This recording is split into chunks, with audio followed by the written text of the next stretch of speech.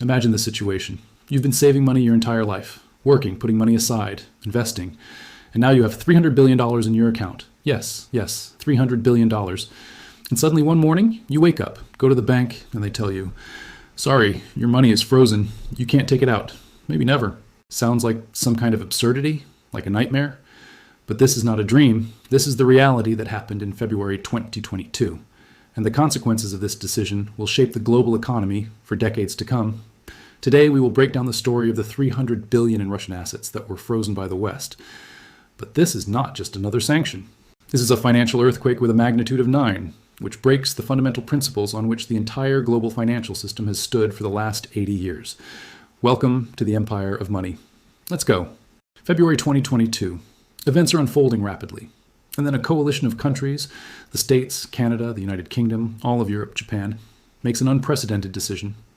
They freeze approximately $300 billion of Russian state assets. Wait, let's stop here. What kind of assets are these? These are the foreign currency reserves of the Central Bank of Russia. Government bonds of other countries, mainly the States and Europe. Cash, gold in certain depositories. Everything that any central bank in the world holds as a safety cushion for a rainy day. Out of Russia, there's total reserves of $612 billion at that time. Almost half was frozen. $300 billion.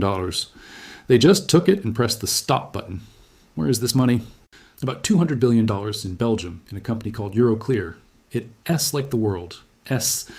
Financial notary that stores and manages enormous sums for central banks and major investors. Around $5 billion in the States. The rest is scattered across France, the United Kingdom, Japan, and this is where the most interesting part begins. Do you understand the issue? This is not just a sanction. This is crossing a red line whose very existence many did not even suspect. Central bank reserves were always considered sacred, untouchable. This was the cornerstone of international finance since the creation of the Bretton-Woods system in 1945. Imagine you keep money in a Swiss bank. Switzerland is famous for its neutrality, right? And suddenly the bank says, you know what? We don't like the policy of your government, so your deposit is now frozen. What would your reaction be? Now imagine the reaction of all the other clients of that bank. They would immediately start withdrawing their money, right? This is exactly what started happening on a global scale. First, the destruction of a fundamental principle.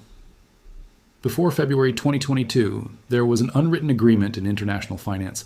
One of the few principles that absolutely everyone agreed on, from America to China, from Germany to Brazil, central bank reserves are untouchable. It doesn't matter whether a country is at war, what its politics are, who is in power. Central bank reserves cannot be touched. This was like a physical law in finance, and this law was broken. Imagine you're playing Monopoly with friends. You followed the rules, saved money, bought hotels on Park Avenue in Mayfair. The game has been going on for 3 hours. And suddenly the host says, you know what? The rules have changed. Everything you own is now frozen. What will the other players do? They will look at each other and think, damn, the same thing can happen to me. And this is exactly what is happening with central banks around the world. Second, a panicked flight from the dollar. Listen to this statistic. The share of the dollar in central bank foreign currency reserves has fallen to a 20-year low, from more than 70% in 2000 to about 58% by 2024. And these are not just numbers. Behind them are concrete actions by specific countries. A third of all central banks in the world announced plans to increase their reserves by 2024, but not their dollar reserves. No, their gold reserves. Let's look at specific examples. China added 331 tons of gold between 2019 and 2024. Their total reserves rose to 2,180 tons. After a 6-month pause, they resumed purchases in November 2024. Why the pause? Because prices soared too high even for China. Poland became the biggest buyer of gold in 2024, added 90 tons. Their reserves reached 765 tons. This is a country that remembers what it means to be between a hammer and an anvil, between Russia and Germany. They are insuring themselves. Turkey increased their gold reserves to 624 tons by March 2025. And here is the genius thing they did.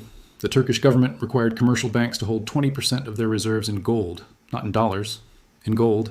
India. The Reserve Bank of India added 72.6 tons in 2024.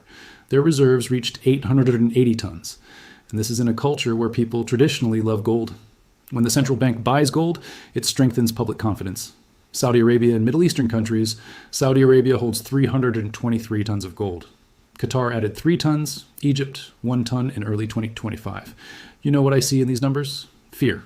Central banks around the world are now like squirrels before winter, feverishly hiding nuts in different hollows. Only instead of nuts, billions of dollars, and instead of hollows, gold, yuan, rupees, anything but dollars in Western banks. Why gold? Because gold cannot be frozen with the press of a button. Gold does not obey American courts. Gold in your vault in Delhi or Ankara is the only asset that truly belongs to you. Third, the birth of parallel financial systems. And now the most frightening thing for the West. China watched all this and thought, great opportunity. And while the West was shooting itself in the foot, China was building an alternative. CIPS, Cross-Border Interbank Payment System. In 2015, China launched its alternative to SWIFT, slowly, quietly, methodically. By 2024, the CIPS system had connected 1,167 financial institutions across 111 countries and regions. Coverage, more than 4,200 banking institutions in 182 countries. Read those numbers again, 182 countries, Project mBridge. This is even more interesting.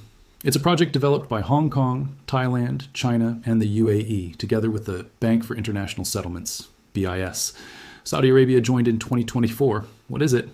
A platform for international settlements in central bank digital currencies backed by gold and local currencies. In June 2024, the project reached minimum viable product stage, meaning it really works. Real transactions can be carried out. And what happens next? In October 2024, literally a week after the BRICS summit in Kazan, the Bank for International Settlements hands the project over to the central banks of China, the UAE, Hong Kong, Saudi Arabia, and Thailand. Officially, BIS says, the project is mature enough, we're passing it on. But let's be honest, it looked much more like we don't want problems with America. The West shot itself in the foot. No, not even the foot, both legs at once. By creating a precedent with the freezing of assets, they gave China the best marketing argument in the history of finance. Look what America can do to your money. Want safety? Use our systems. And you know what? It's working. Russia reported that 90% of its trade within BRICS is conducted in national currencies, not dollars. China and India trade in yuan and rupees. Brazil and Argentina began paying for Chinese imports in yuan instead of dollars starting in 2023. The world is splitting into financial blocks, and this is irreversible. Now let's go back to those same $300 billion. What is happening with them? The assets are frozen, but not confiscated. This is a critically important difference. Euroclear is earning billions. Here's the irony of fate. Euroclear, the Belgian company where $200 billion of Russian money is held, earned about $7 billion in interest on these funds in 2024. Yes, you heard correctly. $7 billion of income from someone else's frozen money. Euroclear received a net profit of $1,038 billion in 2024. Their best year in history, by the way. And the Belgian government? They hold 12.92% of Euroclear's shares. And they introduced a 25% tax on all income from frozen assets. Belgium earned $1.7 billion in taxes in 2024. Wait, let's process this. Someone froze your money, then earned billions on it. Then the government taxed those billions. And now they are arguing about where to spend the money. This is not jurisprudence. This is piracy in suits and ties. Europe is confused. The European Council demanded that Euroclear transfer the interest income to the European Fund for Ukraine. So far, $355 billion has been transferred. And $1.55 billion in July 2024. About $2 billion planned for March 2025. Ursula von der Leyen proposed giving Ukraine an interest-free loan of up to $163 billion, using the frozen assets as collateral. But here's the problem. Europe is divided. America and the United Kingdom say, let's confiscate everything, all of it, the full $300 billion, and give it to Ukraine. Germany and France say, are you insane? This will destroy confidence in the euro as a reserve currency. We cannot do this.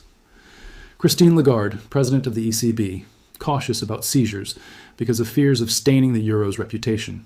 Bart de Wever, prime minister of Belgium, called the seizure of assets an act of war, and added that Belgium will not bear the legal and financial risks alone. Why is Belgium so nervous? Because if Russia files a lawsuit against Euroclear, and it absolutely will, the claim could bankrupt the company. Euroclear's annual revenue is $2.9 billion. Belgium's entire 2024 budget is $317 billion. If a court awards Russia compensation of $200 billion, Belgian taxpayers will be paying for decades. Europe is stuck between a hammer and an anvil. On one side, political pressure to help Ukraine. A moral obligation, I understand that. On the other side, fear that full confiscation will destroy trust in the euro as a reserve currency. And that fear is justified. You know what's the funniest part? Both sides are right, and both sides will lose, no matter what happens. The G7 is trying to find a compromise. In October 2024, the G7 countries finally agreed on a plan to provide Ukraine with a $50 billion loan that will be repaid from the interest on the frozen assets. America provides $20 billion. The rest, the EU, the United Kingdom, Canada, Japan, the interest generates more than $3 billion per year. Theoretically, the loan will be paid off in about 15-20 years. But there's a problem. Interest rates are falling. In 2022, the assets generated $821 million. And in 2023, $4.24 billion. In 2024, $6.9 billion. That was the peak. In 2025, for 3 quarters, $3.9 billion. This means the annual amount will drop to about $5 billion or less. Central banks are lowering rates across Europe. This directly reduces income from the frozen money. It's like watching a burning house while arguing over who will pay the firefighters, as the house burns to the ground. Every month of arguments means less money for Ukraine. And Ukraine needs $100 or $150 billion per year, according to economists, to sustain its defense and economy. De-dollarization is accelerating. Countries look at the frozen $300 billion and draw conclusions. The dollar has been, and can be, used as a weapon. This changed everything. ASEAN, the Association of Southeast Asian Nations, committed to increasing the use of local currencies in trade and investment in its new economic strategic plan for 2026-2030. Brazil and Argentina began paying for Chinese imports in yuan instead of dollars starting in 2023. Saudi Arabia, the world's largest oil supplier, is considering using the petro-yuan for oil settlements, and they joined Project mBridge in 2024. Imagine the consequences. If the Saudis start accepting yuan for oil, the petrodollar is dead. And one of the main pillars of American financial hegemony will disappear. China, the main beneficiary, and its problem. Here's the irony. China has more than $3 trillion in foreign currency reserves, most of it in dollars and dollar-denominated assets. China is trapped. If they suddenly sell dollar assets, they will collapse the value of their own reserves. The price of American Treasury bonds will fall, and they will lose hundreds of billions on paper. But every day they look at the frozen $300 billion of Russia and think, we're next. If a conflict over Taiwan begins, the same thing awaits us. So what does China do? They slowly, very slowly, methodically build an alternative system. This is not a sprint. This is a marathon. They are playing the long game. They gradually reduce the share of dollar reserves, buy gold by the ton, develop CIPS and the yuan as an alternative, build trade routes in yuan, create the digital yuan. China is a chess player calculating 20 moves ahead. America made an aggressive move, delivering checkmate in 3 moves. But China is playing an endless game. They are willing to wait. And time is on their side. For European investors, a threat: visual map of Europe with investment numbers. If the West decides to fully confiscate the $300 billion, Russia will respond in kind. There are at least $190 billion in direct European investments located in Russia. Cyprus, $100 billion. Germany, $20.1 billion. The Netherlands, $16.1 billion. France, $15.1 billion.